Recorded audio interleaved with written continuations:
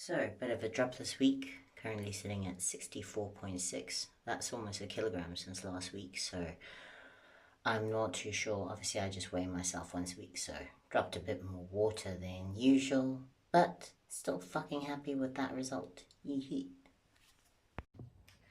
So, I had originally not planned on doing a video today, because usually I just like wake up, weigh myself, and do the body fat without having to worry about putting on pants and stuff, i.e. I just do it in the bath and then quickly get changed because it's so fucking cold. But because it was such a considerable loss in weight over the last week, being an entire kilogram, I thought you might be curious, as I am curious, to see what actually happened in the past week in terms of body fat, whether it was just water. So I'm gonna check my body fat and you can see if it's literally just water, if my measurements are pretty much the same. Because I didn't actually do a lot of cardio this week, I only did 2 days of cardio, whereas I usually do 4 days of cardio. And I ate pretty much the same as per usual. You know, whether it is a rest day or an active day, I eat the same. I kind of, again, I'm quite intuitive with my eating. If I feel like I didn't do much the day before rest day, then I may not necessarily eat as many calories on rest day. But you know, like, it really depends on how I'm feeling, how I feel my body's recovering, and if I feel like I'm at a point that I need to add a bit more in or keep my calories exactly the same, whether it's rest day or active day, I'll adjust my calories accordingly. And at the moment, I'm currently doing the same amount of calories on rest day as active day. And most of the people that I speak to, I recommend the same, simply because recovery, whether you're training for strength, whether you're training for hypertrophy, trying to get bigger, whether you're training for endurance, all of those, the magic happens when you recover. You know, and people neglect that, especially people in the bodybuilding industry, especially people who, you know, like, are training for endurance. You're so fixated on the end result that you're willing to do whatever it takes, and that often means sacrificing sleep and sacrificing recovery with this urge and this desire to be better.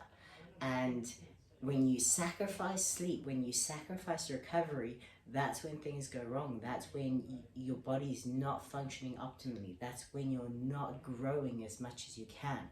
Remember, hypertrophy in particular, what happens with hypertrophy is you go into the gym and you break the muscle tissues down. That's what the goal is. You're going into the gym and you're breaking the muscle fibers down. And when they regrow bigger. And they can only regrow bigger if you give them the time and the nutrition to regrow bigger. Otherwise, you are just like fucking yourself in the ass. Maybe I should bleep that out. That was probably not appropriate. Anyway, so that's my little rant on recovery. I may delve into it a bit deeper. I'll cover sleep after this, since I don't have much else to do, because, as I said, it's a recovery day, so I am gonna do nothing but sit on my ass and do programming for clients, and bit more meal prep that I didn't do yesterday. But otherwise, I am doing as little as possible. If anything, I may be doing a bit of stretching just for my hamstring. Other than that, rest. And please, I urge you, do the same, because your body will thank you. Sleep and recovery will help you in your long-term goals and stop you from frying out. And I'm saying that because I've done it so many times, where I've neglected my body for my ultimate goal, not taking into consideration that recovery and rest is part of my ultimate goal. And if I'm not doing those, I'm not actually getting the maximum out of all the effort that I'm putting into the gym and my diet. So, without further ado, it's fucking cold, so let's get this over with. Okay, so let's have a look. So I'm kilogram down. That's currently how I'm looking. So we'll see how this looks in terms of body fat. I don't feel like I know I've lost a kilogram, but I'm not like, okay, but where is that kilogram that I lost? I don't feel like so that's why I'm convinced it's probably just water, but we shall find out. Okay, first things first, I am 35 years old. My weight is 64 kilograms because this does not take into account decimal places. So, number one, we can do it together. 4. Well, that is down actually. 5. Go 2 there. 5. Okay, so I'm going to keep that at 5. Okay, thigh. And let's move this down a bit so that you can see what's going on down there as well. So, thigh. That's how it's looking right now, pale and pasty. Okay, so again, remember there and there, and we're squeezing. 9. I think this was 10 last time, but I will double check. 9. 9. Okay, so I think I must have lost a bit in my legs, and I'm gonna pull my pants back up because it is that cold. I'm sorry. Okay, so that was 9. Okay, and then it's celiac. Right. So let's do that. Okay. Dum dum dum. 3. Okay. Let's try it again. 3. 3. Okay. Right, so I was wrong. It's not just water. Well, it could be subcutaneous water in the skin, but I do think it's also fat. Last one, abdomen. 4. I don't think I've dropped anything here. 4. And last one, 4. Okay, so we are sitting at 8%, so we have in fact lost some body fat. Please work and don't fuck out of me. Okay, so I will put this on the screen again because it's shiny, but I'm sitting at 8%, and let's compare to last week, which was, okay, so move it into body fat. Okay, so I'll just put both last week and this week on the screen. 6 to 5, 9, 9, 4 to 3, and 4 to 4. So I've dropped a little bit on my triceps and my celiac, which is quite interesting and not what I expected. But yes, so I'm a kilogram down and I'm 1% body fat down. So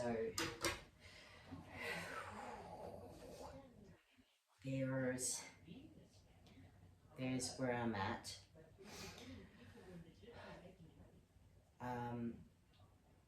Yeah, not that I do bodybuilding anymore, but yeah, so there. And I don't walk around with like tight abs. I'm fasted first thing in the morning.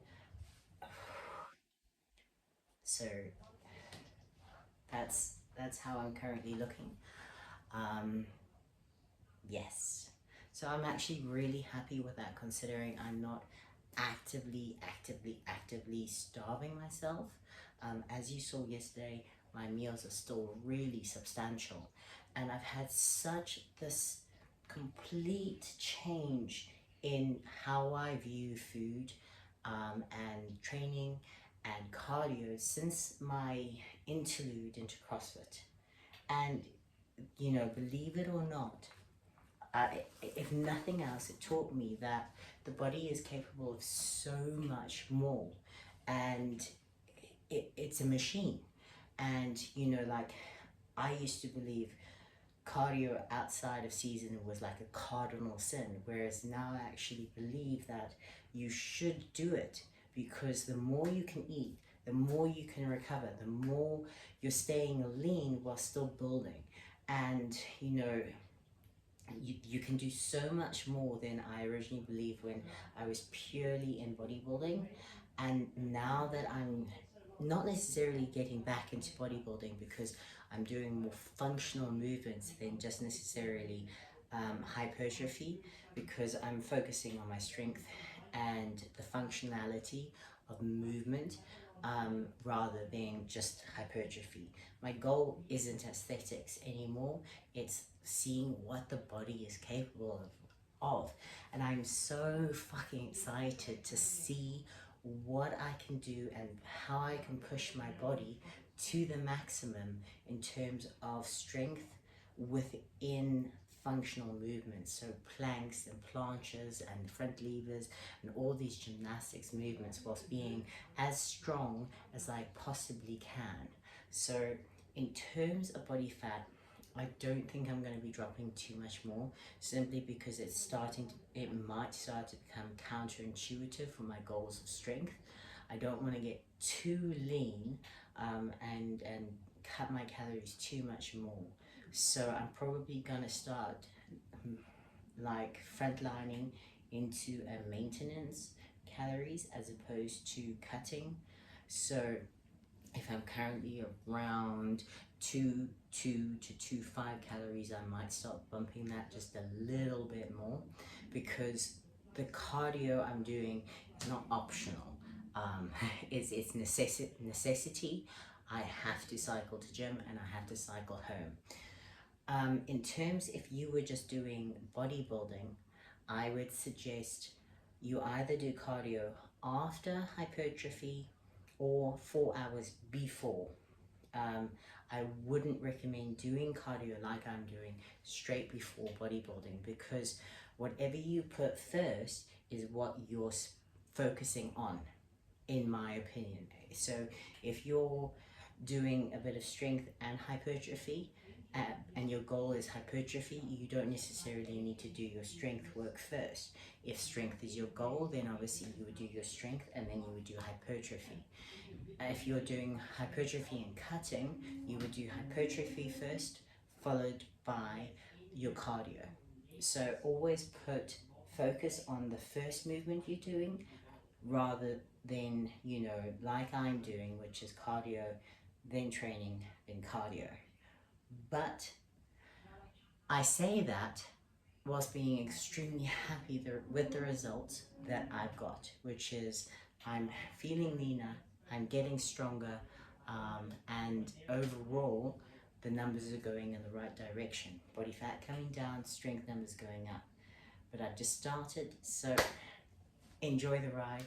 If you have any questions, comment below, let me know what you think, and I can answer and include any substances or subjects in future videos. And I'm really excited to take you for a ride along my journey of strength. Just a little side note, I wanted to prove how different lighting can affect muscles. So this is the best lighting that I have for my abs. Okay, so if I really, so that's normal for anyone who's like, oh wow, she's shredded and ripped all the time. No, that's me normal. Okay, there's a little bit of lines, not much. Okay, that is what happens when I really fucking flex. and I'm like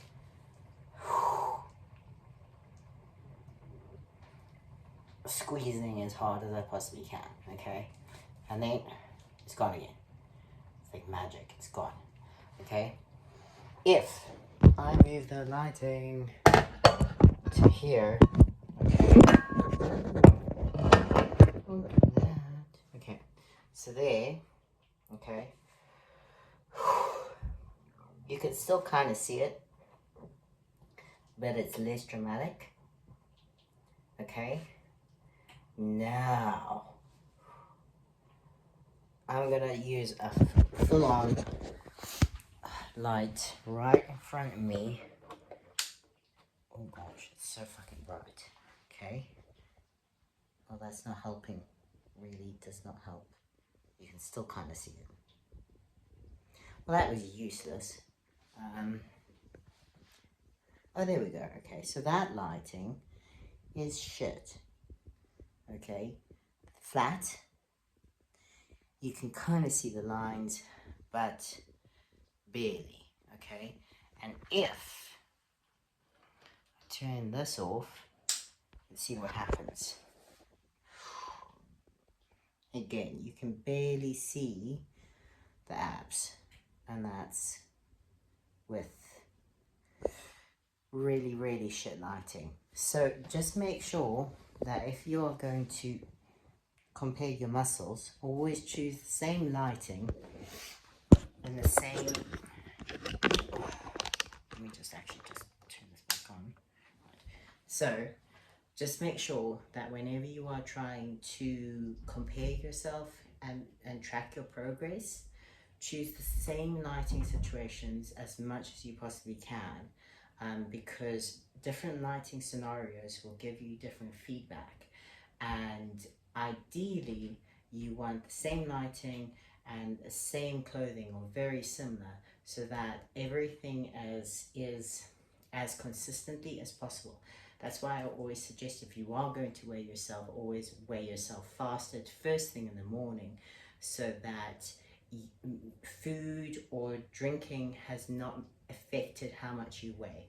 Because for me, for example, if I am if I can literally fluctuate like 2 to 3 kilograms throughout the course of the day, depending on how much I've drunk, how much I've eaten, you know, like, so there are so many variables, and you're trying to minimize the variables as much as possible. So always weigh yourself first thing in the morning. If you are going to be doing body fat like I do with the calipers, always do it yourself, or use the same person consistently all the time. And if you are taking photos of yourself, always choose the same lighting scenario or as close to as possible, and the same outfit or as close as possible, because clothing is amazing at either making you look good or making you look ghastly. So where possible, choose the same clothing, same lighting, and the same well, the same day of the week, not necessarily, but I don't know what that last point was. But yes, also weigh yourself fasted if you are going to weigh yourself, so that's as consistent as possible. Just a little bit more info. I hope you have an amazing day.